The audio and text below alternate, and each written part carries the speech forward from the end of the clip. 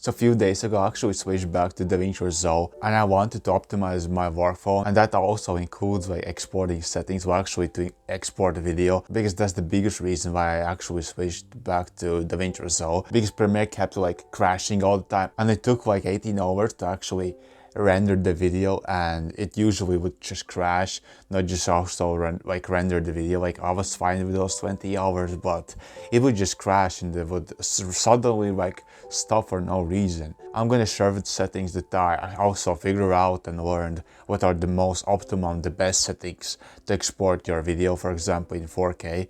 So let's go to the screen. So as you can see, you can just copy the settings right now and go away. But I will explain each setting and why I actually choose it to be like that.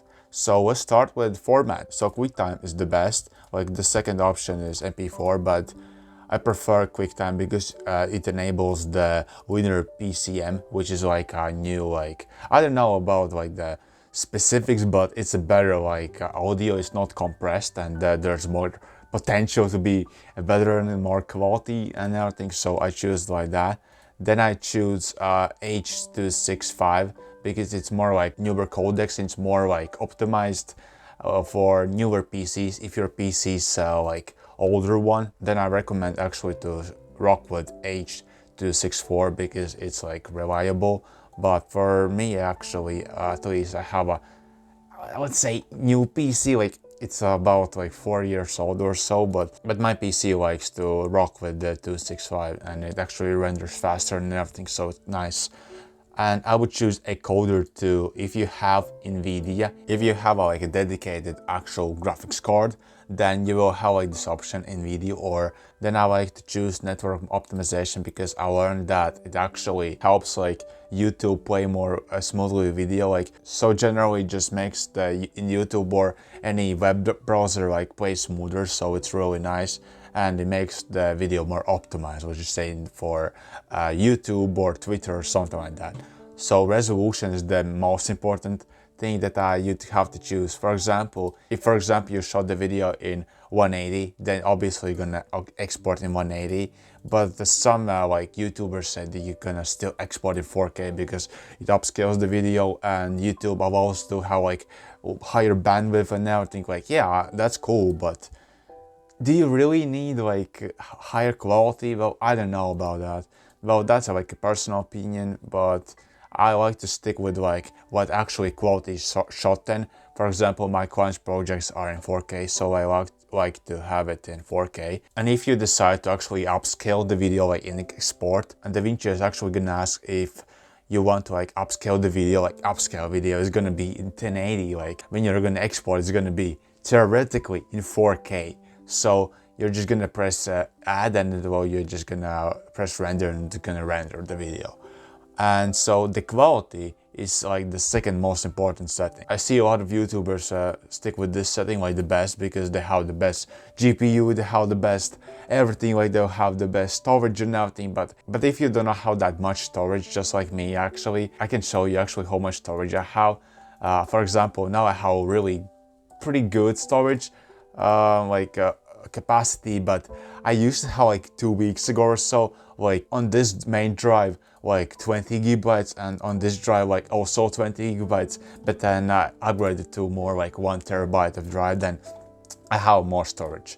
So if you don't have that much storage, then I advise you to, for example, ton of rule, like Casey Ferris said in his one video, like scientific video, that you should stick with. For example, if you have 60 frames and you want to export the video in 4K, then he says it would be like double. It would be like 120,000 kilobytes. Like that's, I don't know how much is it. Is it there? I think so. So if it would be, for example, 180, right, and shot on and 60 frames, then it would be, for example, 60,000 kilobytes. But for example, it would be like 30 frames per second, and like 4K, it would be also like 60,000 kilobytes per second. And this is like a good timer rule to follow if you don't have that much storage. Save more storage and have like a bang for buck storage, so that allows you to actually get to like 50,000 or even like 45,000 if you don't know how that much storage. And also it makes your PC to render faster the video, because you said that it only needs to like render 45 kilobytes per second, not like 60. So you just lower the data, like how much information can have, so like the potential. So we just stick with, for example, for this video it would be like 100,000, like that, I think. Yeah. And then a coding profile for generally it would be main, because pretty much all like cameras shot in main. But for example, main 10 would be, for example, like cinematic cameras or more DRS cameras, something like that. But because there's no like big difference if you actually choose a main 10 or main. So the next settings would be just advanced settings, and I want you to press like check these settings, obviously, scroll down right and press force sizing to highest quality and force debayer to highest quality.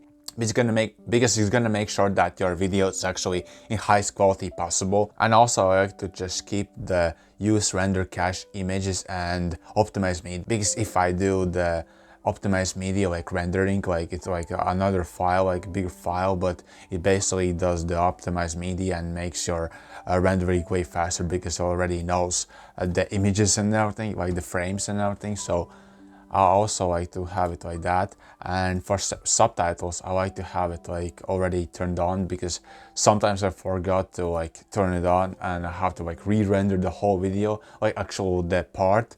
And so it's like a big shambles if I forgot to do it, and it just slows down my workflow and everything. So I just like to turn on the burn into the video.